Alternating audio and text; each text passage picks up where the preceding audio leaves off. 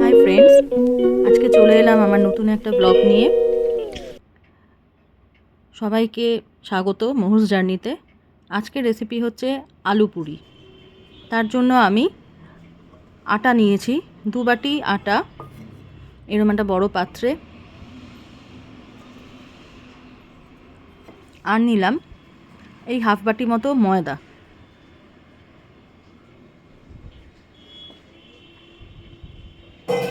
তারপরে দিলাম হাফ বাটি মতো সুজি। সুজিটা কিন্তু আমি পেস্ট করে নিইনি।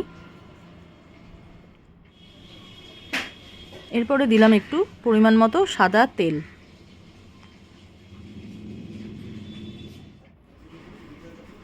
তারপর দিচ্ছি নুন। এরপরে দিচ্ছি একটু খাবার সোডা। এটা এই ছোটো চামচের হাফ চামচ মতো দেব। আর নুন কিন্তু এখানে ভর্তি ভর্তি 1 চামচ দিয়েছি। এবারে এটাকে ভালো করে মিশিয়ে নেব।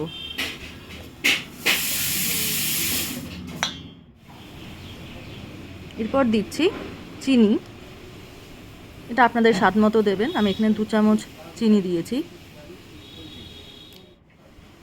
এরপর দিচ্ছি কুচনো কাঁচা লঙ্কা।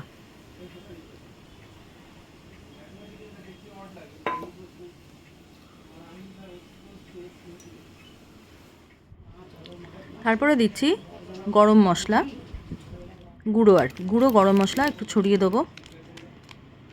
এটাও আপনারা দিতে পারেন, ইচ্ছে হলে নাও দিতে পারেন। আমি এখানে 2টো আলু সেদ্ধ করে নিয়েছি।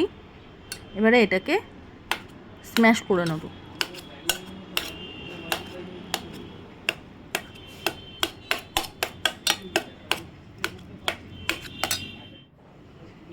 তার মধ্যে একটু দিচ্ছি হিং,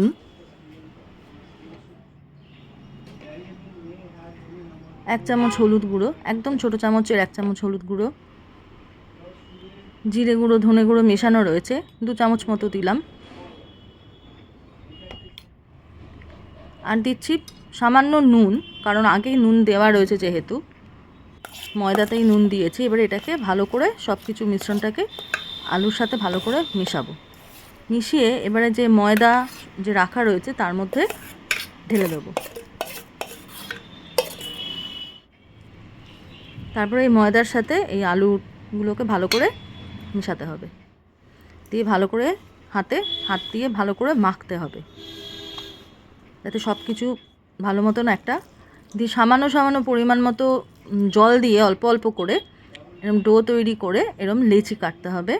খুব ছোটও না, আবার খুব বড় মোটা লেচিও নয়, মিডিয়াম। তারপরে সাদা তেলে এটাকে তেল দিয়ে আমি বেলেছি, তাতে একটু সুবিধা হয় সামান্য তেল নিয়ে নিলে।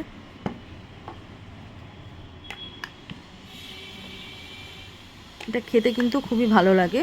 এবারে এটাকে লুচির মতো ভাজতে হবে।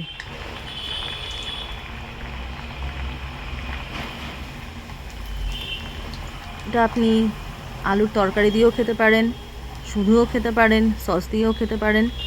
কারণ এর মধ্যে যেহেতু আলু রয়েছে, তাই এটা সস দিয়ে বা টক দই দিয়ে, চাটনি জাতীয় কিছু দিয়ে খেতে খুব ভালো লাগবে। এই আমি একটু সস নিয়ে নিয়েছি, দেখিয়ে দিচ্ছি কীরকম হয়েছে জিনিসটা ছিঁড়ে। নরম কিন্তু, এটা কিন্তু সুজি দেওয়াতে খুব শক্ত কিছু নয়।